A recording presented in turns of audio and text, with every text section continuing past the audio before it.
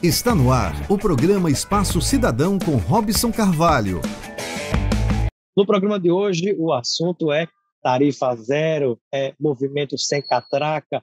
O dia de hoje é para dedicarmos o acesso ao direito à cidade, que se dá também por meio do transporte público, do transporte coletivo, e o tarifa zero e o catraca livre, e o movimento sem catraca, na verdade, tudo isso, esse complexo, eles estão absolutamente unidos, são indissociáveis.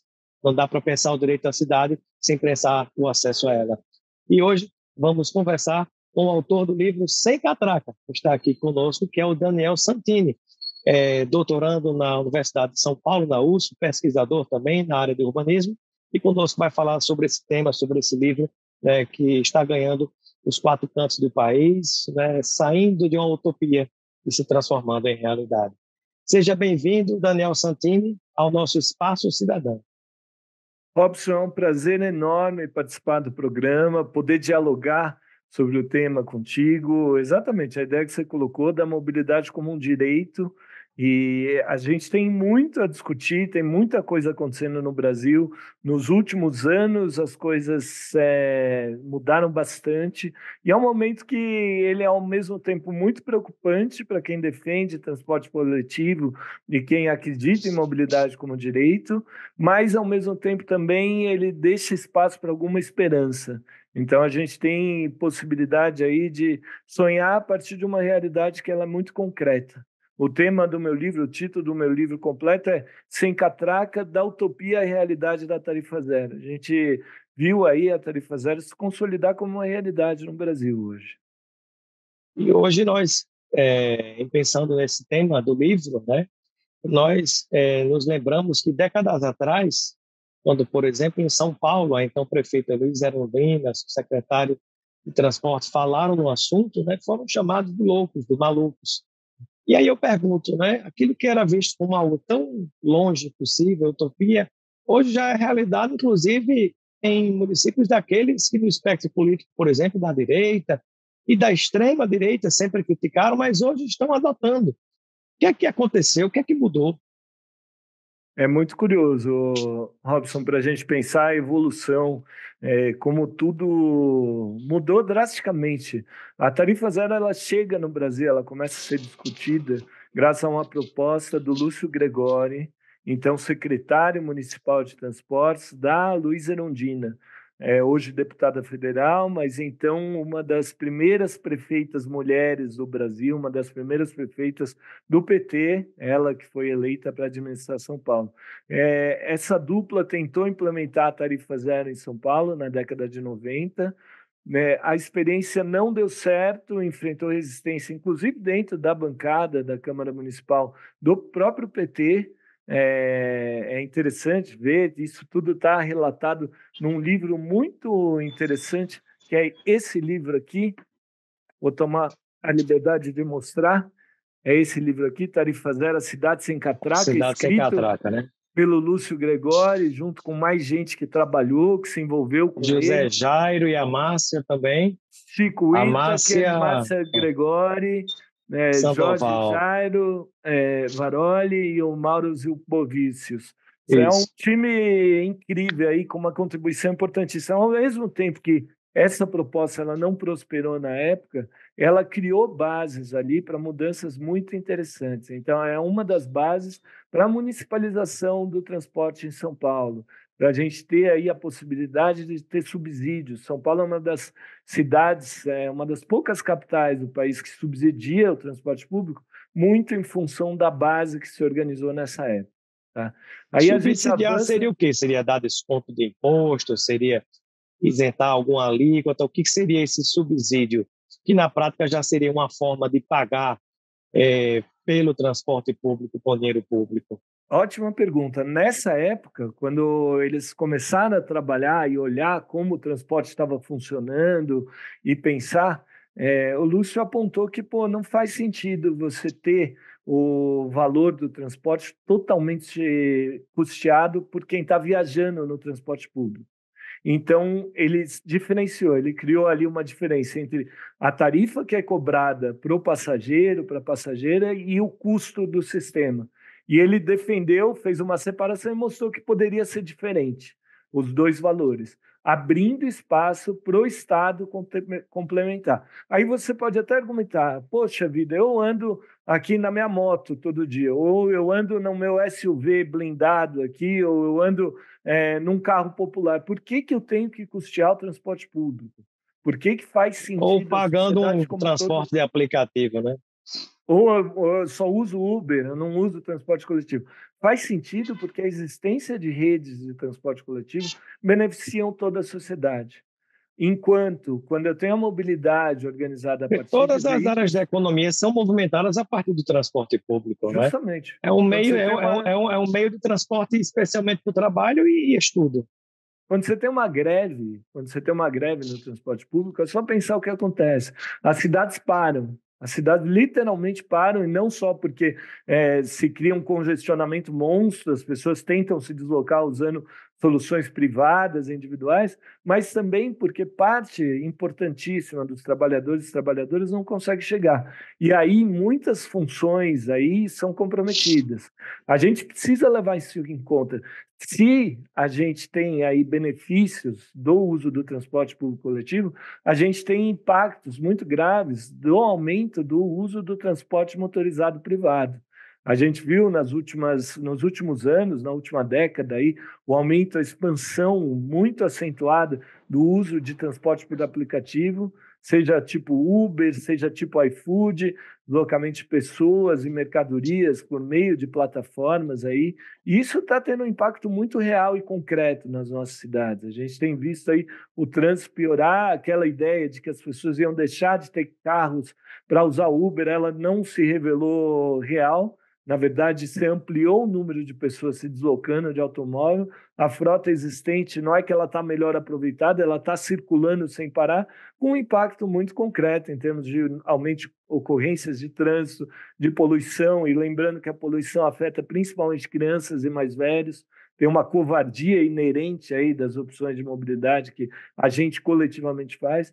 E num contexto Sobretudo nas grandes cidades, principalmente, né? Exatamente. Num contexto de emergência climática, a gente apostar aí na multiplicação de transporte motorizado privado e na redução do transporte coletivo, isso é algo muito grave. E aí, Robson, eu começo a responder a tua pergunta, assim, como é que a gente entende a multiplicação de experiências de cidades com tarifa zero no Brasil? Isso tem uma relação com a construção social, a mobilização por direitos que aconteceu nas últimas décadas, e aí tem o movimento Passe Livre com uma atuação fundamental, tem todas as manifestações que aconteceram, diferentes forças políticas atuando, isso não pode ser desconsiderado, mas tem uma razão também que ela é muito pragmática, ela é muito prática, que é justamente a falência do modelo tradicional de transporte coletivo no Brasil. A gente Por que está... essa falência, né? Porque esse modelo tradicional, duas perguntas em uma, mas é importante para a gente esclarecer quem nos ouve e nos assiste nesse momento. Por que, né, vocês estão constatando essa falência, como vocês chamam, do sistema de transporte público coletivo no Brasil? E eu gostaria de saber, quando a gente fala em sem catraca, tarifa zero, quando a gente fala nisso, a gente inclui também as outras formas de transporte, como metrô e trem, por exemplo, ou é um raciocínio apenas para ônibus? Então, vale todas as formas. A gente tem que pensar, inclusive, num país que nem o Brasil, com uma diversidade, a gente tem que pensar em soluções regionais, inclusive em transporte fluvial, as soluções que se aplicam para São Paulo, para o Sudeste, para Brasília, para o Rio de Janeiro, não são as mesmas que se aplicam para a Amazônia, não são as mesmas que se aplicam para o Nordeste. Então, a gente tem que olhar aí para diferentes possibilidades. Tem, inclusive, cidades com tarifa zero, em sistemas de bicicleta. Olha que interessante, Robson. E hoje a Legal. maior cidade do país com tarifa zero, que entra na tabulação que a gente faz, que procura organizar dados aí, é Teresina, capital do Piauí, que adotou a Inclusive, vou dar tarifa uma zero. colher de chá aqui no meu meio de transporte. Não sei se dá para ver. Boa, boa. A bicicletinha aqui. Boa. E é isso, a gente pensar em intermodalidade, combinar tarifa zero com redes interligadas de bicicletas, combinar redes públicas de bicicletas gratuitas. Niterói tem uma referência importantíssima, Maricá, no Rio de Janeiro, está com uma. A maior cidade, a cidade mais populosa com tarifa zero hoje é Teresina, capital do Piauí, que tem tarifa zero na rede de metrô, eles chamam de metrô, é uma rede de trem de superfície, quase um bonde ali, que está operando com tarifa zero e que houve um aumento substancial de usuários. E aí, retomando, Robson, qual que é a lógica disso? A gente, quando eu falo em falência, colapso do transporte público, é importante colocar números. As 10 principais cidades do Brasil, isso está no meu livro em detalhes, a gente tem aí uma perda de 2013 a 2023 de 30% dos passageiros. É Por gravíssimo. quê? Porque o que está acontecendo? A gente tem uma combinação de fatores. Eu acho que não dá para fazer uma leitura simplista. Tem aumento da motorização, então tem mais gente comprando e usando carros próprios, motos. A gente tem o aumento da proporção de frota por população de maneira significativa nesse período. A gente tem, junto a isso, a popularização ou uma maior adesão de serviços do tipo Uber. E aí eu falo também de moto-entrega, mototáxi, então você tem mais gente se deslocando e esse tipo de serviço faz uma concorrência desleal, canibaliza o transporte público, tá? Então você tem isso incidindo de maneira direta, já dá para afirmar isso. E você tem novas dinâmicas de trabalho aí, de ensino, isso foi potencializado pela Covid também, a gente tem tudo isso junto. Teletrabalho, né? Aulas, tantas coisas, né? Tem um fator que eu acho que ele é chave e ele compreende isso tudo, ele engloba isso tudo, que é uma espiral de queda, porque o transporte baseado no financiamento na catraca, ele não se sustenta mais. Então, quando eu citei São Paulo como uma cidade que subsidia, você tem muitas cidades que não subsidiam. O que acontece? Ele não se sustenta, mas ele não pode ser acabado. Ele acabou o equilíbrio, assim. Ele não, a receita de catraca não paga. Aí que quem está operando o sistema faz? Ou aumenta a tarifa, briga por um aumento da tarifa, ou reduz a circulação da frota. Quando isso acontece, o número de usuários ele diminui de novo. E aí você tem um novo ciclo, é uma espiral de queda. Ele vai rodando para baixo e diminuindo. Você tem ciclos constantes de encolhimento que estão resultando e vão resultar no colapso definitivo do transporte público. Então, hoje, boa parte do transporte público já é financiado pelo poder público.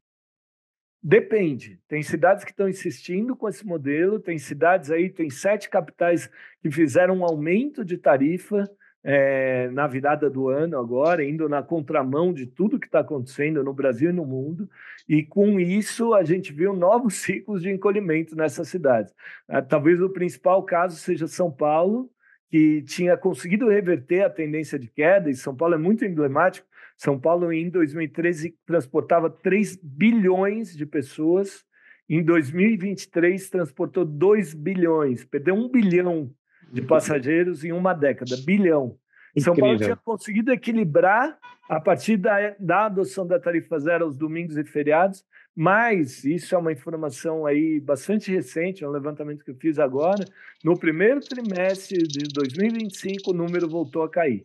Tá, Robson? Essa é uma informação que a gente compartilha aqui em primeira mão, tá? Mas você já tem isso, já dá para comparar. Se comparar os primeiros trimestres dos últimos anos, do ano passado e desse ano, você vai ver que voltou a cair o número de passageiros em São Paulo. E São Paulo é uma das capitais que aumentou a passagem. Então, esse fator de exclusão ele fica muito evidente quando você suspende a cobrança da tarifa.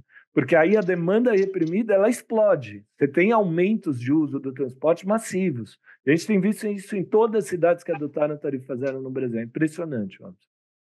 Interessante, né? E também muitas pessoas, quando criticavam o tarifa zero, sem catraca, às vezes falavam, mas é muito bom dar transporte de graça para todo mundo, quem vai pagar essa conta, de onde vem o dinheiro? Me parece que a gente já encontra com essa sua resposta, a sua explicação, caminhos, né, para essas questões que muitas pessoas colocam criticando, né? Eu acho que esse é um debate sério, Robson. A gente tem que acolher, tem que ouvir, tem que levar muito a sério a preocupação em como financiar. Assim. Não dá para implementar a tarifa zero sem fazer um cálculo, sem ter um cuidado aí de como se colocar, tá? Mas isso posto é uma decisão política. Então eu vou ter que fazer opções. Eu vou optar por construir uma nova ponte, um viaduto em Brasília, vai para usar o cenário que você tem atrás de você, essa cidade que você está mostrando para a gente. Ou eu vou usar esse recurso, que implica não só na construção, no investimento para erguer o que na engenharia se chama de obra de arte especial, mas também para manter, porque a gente tem que alocar fundos também para manutenção da estrutura viária, que a gente vai expandindo de maneira inconsequente, sem cálculo. Ou eu vou usar esse recurso para fortalecer e tentar subsidiar o transporte público coletivo. Em termos de combate a trânsito, poluição, eu sei a resposta do que te dá mais resultado. Não é ampliar a estrutura viária. A gente tem visto isso, eu fico muito confortável, eu moro em São Paulo. Eu posso falar aí com expertise máximo aí, a gente segue Eu sei tentando disso. asfaltar tudo, e o trânsito só piora. A gente só respira mais fumaça e as pessoas só ficam mais frustradas. Então, É terrível solução a para poluição. trânsito não é ampliar a avenida, não é.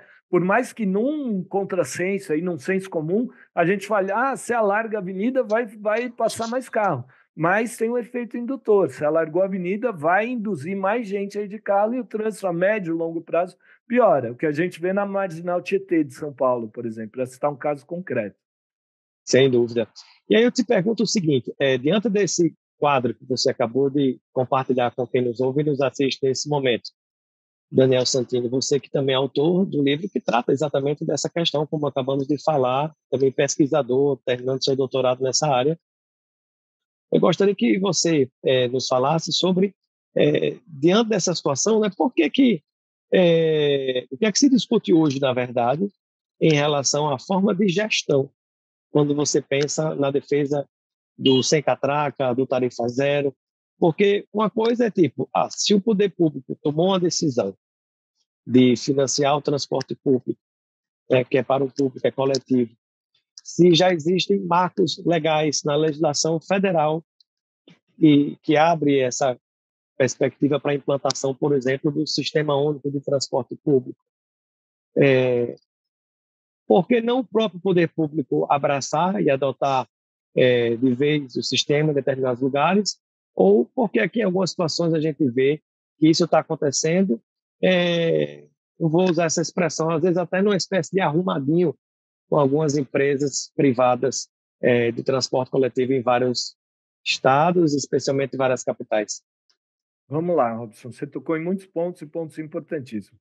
Base legal para avançar com a ideia de tarifa zero a gente tem. Tá? Desde 2015, o artigo 6º da Isso. Constituição Federal compreende aí o transporte como um direito social a ser garantido pelo Estado. Então, o transporte está na mesma categoria da educação, da saúde, da segurança pública. A gente tem base para defender que é necessário, fundamental e não só importante, mas que é uma obrigação do Estado instituir o transporte. Então, você tem aí criar redes de transporte público coletivo que sejam aí de fato utilizadas pela população. A gente está hoje com uma discussão no Congresso Nacional pela aprovação da PEC 25 de 2023. A PEC apresentada pela deputada Luísa Erundina, tentando organizar o Sistema Único de Mobilidade. Pessoal de São Paulo, né? Isso, o pessoal de São Paulo, a Erundina, ela, que é a prefeita que eu mencionei antes, ela volta à cena aí e faz uma proposta para criar, tal qual o SUS, o Sistema Único de Saúde, um sistema único de mobilidade que seja universal e gratuito e prevendo aí, inclusive, formas de financiamento com uma organização federal, mas que compreende os diferentes níveis do poder federativo aí. A gente tem estados e municípios aí, cada um com a sua carga de responsabilidade também, possibilidades aí de avançar, tá? Essa é a base legal. Em termos de gestão, o que a gente tem visto? Nos municípios que adotaram, muitos fizeram a partir de uma mudança relativamente simples. Então, você tem no Brasil ainda, de maneira muito comum, inacreditavelmente comum, eu diria, a remuneração por passageiro transportado. Então, você tem uma ficção que ela foi concretizada aí em costumes, contratos, normas, que é você justificar um custo a partir da quantidade de pessoas transportadas. Isso não faz nenhum sentido, tá, Robson? Estruturalmente, o custo de você ter uma rede, seja ela de ônibus, seja ela o que for, ela é pela movimentação de um veículo para lá e para cá, de um ônibus para lá e para cá, o salário desse motorista, o tempo que você vai utilizar, desgaste de materiais, tudo isso. Pode haver alguma variação em função da quantidade de pessoas transportadas que influencia? Pode. Você pode ter desgaste maior de algum tipo de material, você pode ter os tempos de operação afetados pela quantidade de pessoas, mas afetados tanto positivamente quanto negativamente. Quem anda em ônibus sem catraca sabe que dá para entrar pelas duas portas, o desembarque e embarque é muito mais rápido, enfim. Tem uma série de fatores a considerar. E eles não são estruturantes. Quando você estrutura a remuneração por passageiro, normalmente isso vira um ótimo negócio para empresas. Tá? E isso vira também um efeito que ajuda a entender a superlotação no transporte nas nossas cidades. Se eu estou administrando um sistema e eu recebo por passageiro, eu vou ter os meus ônibus sempre circulando. Quanto mais pessoa tiver entupido, feito uma lata de sardinha, um ônibus, naquele horário, para mim, melhor. Né? Mais dinheiro eu ganho. O efeito lata de sardinha, ele não é má gestão, ele não é má administração. Pelo contrário, é um sinal de excelência em administração projeto, em cima de princípios muito perversos, traçados por pessoas que normalmente não andam de ônibus, não usam transporte coletivo. Então, a gente tem aí uma base para se pensar. As cidades que alteraram, e tem assim, muitos casos, elas simplesmente passaram a economizar recursos e aí a usar de maneira, se você contabilizar o tanto gasto por pessoa beneficiada, de maneira muito mais eficiente. São Caetano é um case aí nesse sentido. Eu participei da escrita de um estudo técnico sobre o São caso Caetano de São Paulo. São Caetano do Sul, a maior cidade na região metropolitana de São Paulo. São Caetano do Sul e São Paulo, na região metropolitana de São Paulo. Do ABC. É um caso do ABC, é um caso assim, implementou a tarifa zero e obteve resultados assim bastante impressionantes. A cidade tem aí procurado medir a redução de congestionamentos, redução do uso de veículos por aplicativos, com implicações aí em níveis de poluição municipal. É muito interessante como o transporte voltou a viver, voltou a ganhar vida numa situação em que, na maior parte das cidades vizinhas e cidades da região, ele está colapsando, ele está perdendo mais e mais passageiros. E isso foi feito a partir de uma alteração na fórmula de remuneração. Então, na maioria das cidades, eu vou dizer, Robson, uma decisão política, onde basta uma revisão de contrato, um aditamento, um olhar sobre como as coisas estão organizadas para se conseguir efetivar. Mas, e aí eu faço uma ressalva importante, sendo bastante responsável, em capitais, em cidades maiores, talvez o nosso desafio seja maior. Tá? Porque as frotas crescem de maneira exponencial, não cresce de maneira aritmética. Então, a proporção de ônibus necessários, quando a população passa de 500 mil habitantes, proporção por habitante, ela é muito maior. As redes são mais complexas, você precisa considerar isso tudo.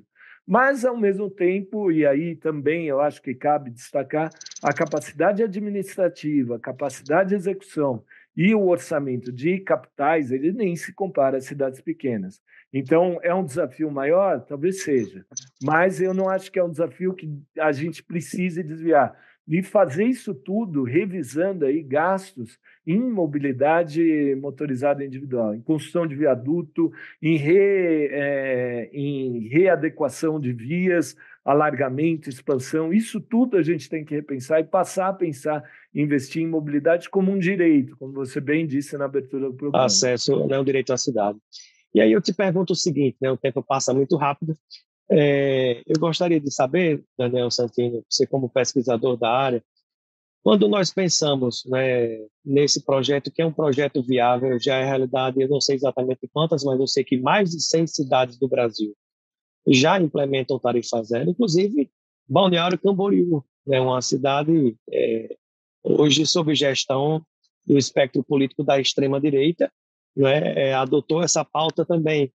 E já tem observado a solução de diversos outros problemas que estavam agregados a esse problema do transporte público. Então, o que é que falta, na sua opinião, hoje, para que se torne uma realidade na maior quantidade possível de cidades do Brasil. Ou tem cidade que não é possível, que deve seguir o modelo tradicional? Como é que você vê essa questão, né? Onde é que está o espaço para a expansão e o que é que pode dificultar ou facilitar? Perfeito, Robson. A gente tem hoje 132 cidades com tarifa zero. Eu vou tomar cuidado aqui de indicar um marco temporal aqui, só para a gente não se perder. Eu estou falando começo de maio de 2025. A gente tem 132 cidades. 2025 está com 13 novas inclusões, tá? O nosso recorde aí foi 2023, quando houve 37 novas adesões. Tá? Os outros 2 anos onde teve mais adesões foram 2021 e 2022, com 16. E a gente está no começo de maio e a gente já tem 13 adesões em 2025.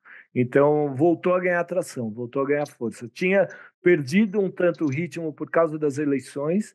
Muitos prefeitos, acho que de maneira acertada, tomaram cuidado de não implementar no ano de eleição, porque a lei eleitoral tem ali uma cláusula bastante direta falando sobre a distribuição de bens e serviços gratuitos no ano da eleição.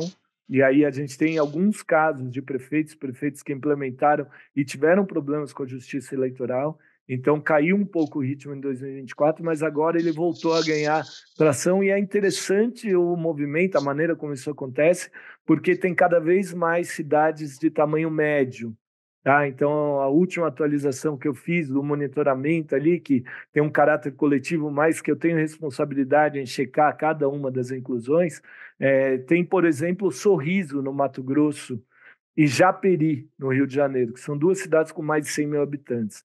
A gente tem hoje já, salvo engano, 15 ou 16 municípios com mais de 100 mil habitantes com tarifa zero no Brasil. É uma realidade que ela vai se tornando mais e mais concreta.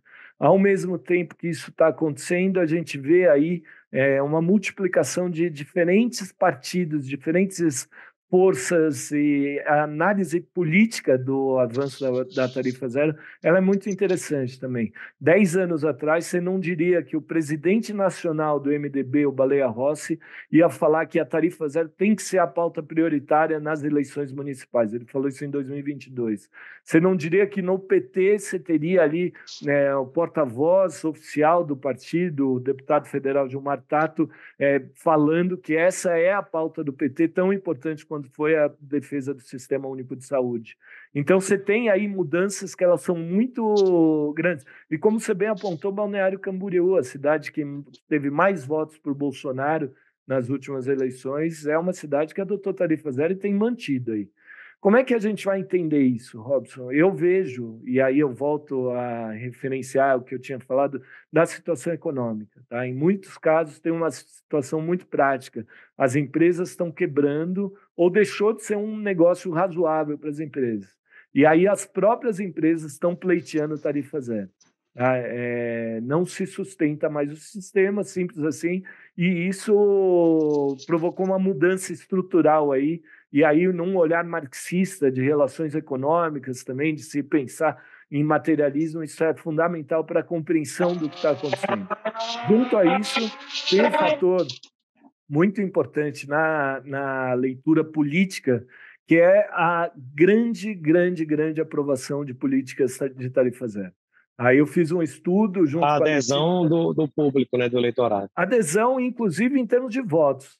Aí eu de fiz um votos. estudo com a Letícia Birchal Domingues e com o Roberto Andrés.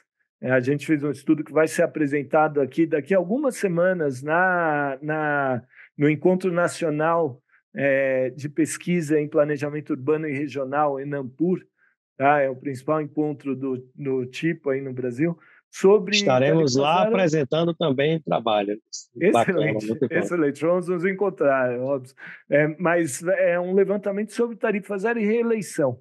Tá? E aí, nessa eleição, que já teve um índice de reeleição altíssimo, vai de 8 para 10, as cidades que implementaram tarifa zero durante o período, os últimos 4 anos, e os prefeitos sentaram a reeleição, o índice foi de 9 para 10. Então é altíssimo, assim. A gente tem já aí, tudo bem, é uma base ainda pequena, né, considerando o total de municípios do Brasil, que passa de 5.500 municípios no Brasil no total. A gente está falando ainda de um conjunto pequeno, mas é um indicativo aí do apoio. E outro indicativo é a taxa de manutenção de políticas de tarifa zero, que passa de 95%. Uma vez que você implementa, você não consegue reverter. Canoas, uma grande cidade na região metropolitana de Porto Alegre, adotou a tarifa zero e não consegue mais tirar. Incorpora-se à realidade. Adotou de maneira emergencial durante as chuvas, após as chuvas, e cada vez mais está se tornando concreto ali. Acho difícil eles reverterem, acho que deve ser mantido como uma política permanente. Perfeito. Muito bem. Bom, nosso tempo passa rápido. Daniel Santini, autor do livro Sem Catraca, no nosso programa Espaço Cidadão. Eu quero agradecer a sua participação, seja sempre bem-vindo, e eu deixo um momento final para suas despedidas junto a todos aqueles e aquelas que nos ouvem. Robson, o tempo passa rápido quando a conversa é boa. Prazer conversar contigo, um prazer participar do programa. Só mencionar, o livro foi produzido aí pela Fundação Rosa Luxemburgo, onde eu trabalho, atuo hoje como coordenador, e pela editora Autonomia Literária. Tá? Ele está disponível aí, espero que seja uma referência útil. Ele traz um quadro completo aí da tarifa zero no Brasil. Sempre bom participar, e conte comigo aí em futuras discussões sobre o tema, que a gente possa avançar na reflexão sobre mobilidade como um direito. Eu acho que essa é a chave. Você falou isso no começo, eu vou reiterar isso, é a chave para a gente pensar aí em possibilidades e caminhos possíveis para reverter esse colapso da mobilidade no Brasil. Perfeito. Gratidão, Daniel.